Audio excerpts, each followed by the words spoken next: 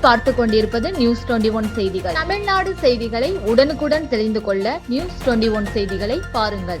புதுவை திருவள்ளுவர் கலைக்கூடம் சார்பில் ஒவ்வொரு ஆண்டும் ஓடும் ரயிலில் ஓவிய போட்டி நிகழ்ச்சி நடத்தப்படுகிறது. இந்த ஓடும் ரயிலில் ஓவிய போட்டி நிகழ்ச்சியை சட்டப்பேரவைத் தலைவர் செல்வமுடன் VP ராமலிங்கம் அவர்கள் தலைமை விருந்தினர்களாக கலந்து கொண்டனர்.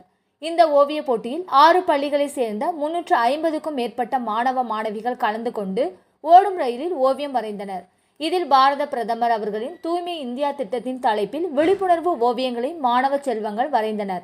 இந்த போட்டிக்கான ஏற்பாடுகளை புதுவை திருவள்ளுவர் கலைக்கூடத்தின் துணைத் தலைவர் கோவிந்தராஜன், செயலாளரும் ஓவிய ஆசிரியருமான சிவகுமார் மற்றும் ஜெயஹரி அலமேலு பெஞ்சமின் ஆகியோர் சிறப்பாக செய்திருந்தனர். நியூஸ் 21 செய்திகளுக்காக முருகானந்தம்.